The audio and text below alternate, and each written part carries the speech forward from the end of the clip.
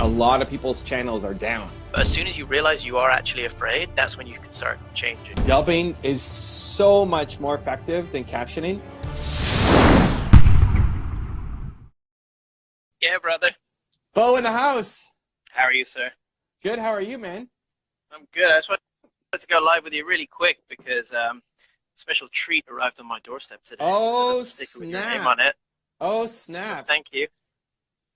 But I've already bought a number on Amazon, and I've got the audiobook myself because I consume with You like the, audio my better? audiobook. But it just works for me, and no, it's really cool. Just what an amazing book.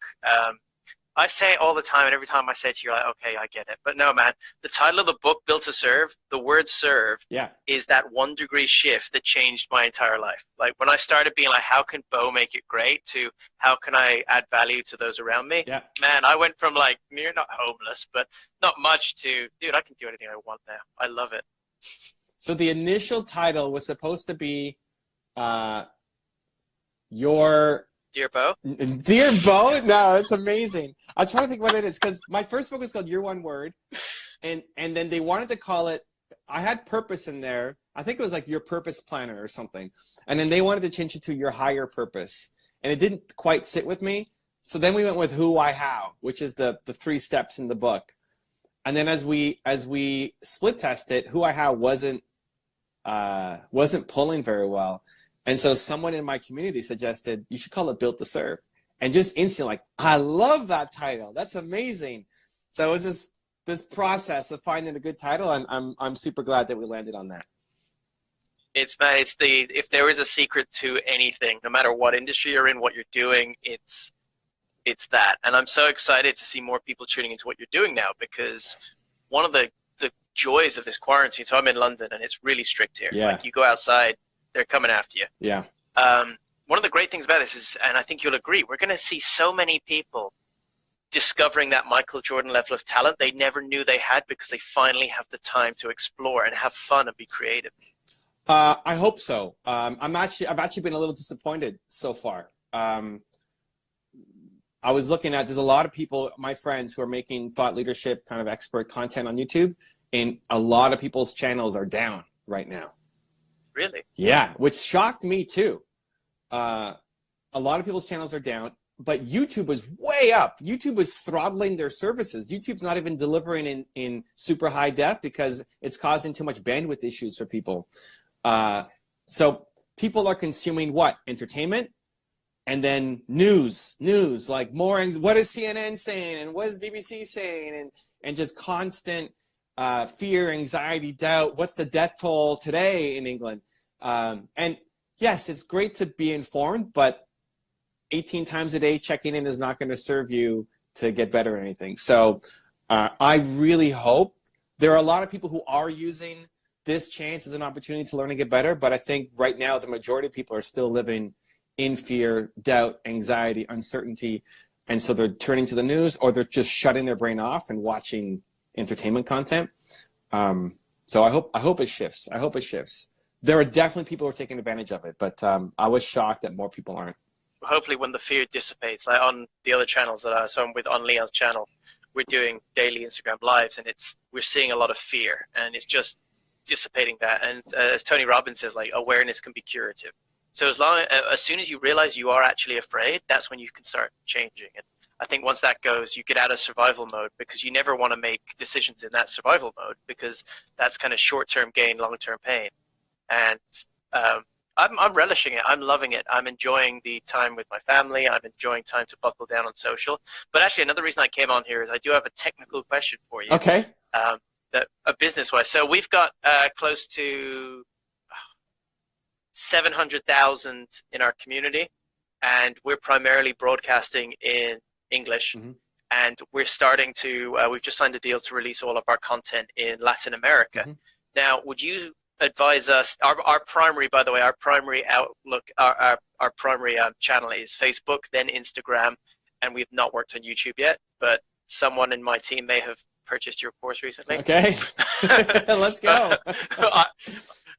I cannot confirm or deny, Okay. but would you recommend us, so as we're going towards the Latin American market, using our main channels with the numbers and the glory to hit that, or would you recommend setting up the parallel channels and working it in tandem with it? What's the business model that comes from it? So at the moment, our content is, so we got the Netflix show, the new Amazon show coming out, and it's emotional based. And the Latin American market is a lot more emotional than the English speaking market. And so the business model is just pure awareness of the content, because we don't have to sell anything. Most people have access to Netflix or Amazon, but their awareness and attention is currency for us to push other projects forward. So our main model is awareness and kind of eyes on the work. But you're talking about either dubbing it or captioning it, right? Your content? So that's all been done. So Netflix has done that for us. Amazon's done it for great. us. Okay. But it's our your organic it's our content, actual or our organic, like our memes, our kind of our personal development stuff, our outreach. Is Netflix? We do have someone on our team. Yeah. Is it dubbed or captioned So on Netflix? So I think they're now dubbing it. It used to be captioned, but now they've dubbed it just because we've got the new book coming out. Nice. Okay. Dubbing is so much more effective than captioning. So much more. I mean, so I have a Spanish channel and a Russian channel that both have 100,000 plus subscribers on YouTube, and dubbing is the way, more than captioning for sure. So if you have a business model attached to it, YouTube and Instagram are going to be your best organic. Without having a YouTube reach in English, I would probably just start in English before worrying about anything else. Yep. I would look at dubbing my content and translating the pictures and the memes into Spanish. That's not that difficult to do, right? You find somebody in Argentina and you just start working away. My dubbing team is in Argentina. I think we might have the same team. I'll go check. Okay, great. So there you go. Ours are there too. Great. I love it. So instantly start dubbing and translating, dubbing video content, translating the pictures and the memes and the photos, and then what's in the captions for Instagram. Facebook is more of a paid platform. Facebook is hard to rank organically and get a lot of views on, so you're paying for it. I mean, the good news is paid is relatively cheap hitting Latin America. So you could start building up the same content. Like a lot of the content between Instagram and Facebook are very, you don't need unique content for both. You could post most of the time the same thing on both platforms. But you'll have to pay to get reach on Facebook, where Instagram you can get reach organically just by having great content, staying consistent, engaging with the people who respond back, and using good use of hashtags. Perfect. And so you would, because I've seen some people do it, and I know how you do it. I know how Gary Vee's doing it, stuff with the having the separate channel to do it. Because I've seen some people try to amalgamate their English-speaking channel with these Latino different channel memes, and it just doesn't work. Yeah. Because all the platforms are algorithm-based, and so what ends up happening is when you release any content, you release Instagram content, you release a post, it goes to a percentage of your audience. If they like it, it goes to more. If they like it, it goes to more. And if they like it, it goes to broader audiences. So if you launch a Spanish piece of content, the English people are not like, what is it? Oh, I don't even know what this means. I mean, I like it. I like the picture, but I don't understand what this is. And so they don't engage with it.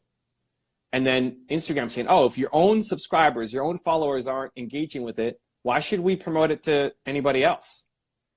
And then when you post an English content, if half of your audience is Spanish, it's going to be the same problem. So now none of your content's getting ranked anywhere because your own audience isn't watching it and engaging with it. So you think audiences. Whenever you're thinking of a channel, think audiences. So it could be theme. Now your theme is always around kindness, right? I mean, that's the whole brand. There's never something you're going to post that's not kindness, related. So awesome. But language is definitely an issue.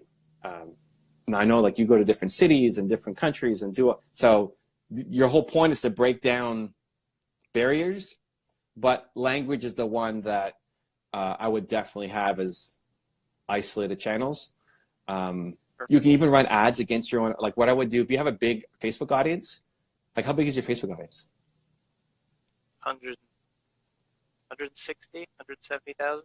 So I would run, if you start your Facebook channel in Spanish and Instagram channel in Spanish, I would run ads against my own audience in those countries, in Argentina, in Spain, in Mexico, people who self-identify as speaking Spanish.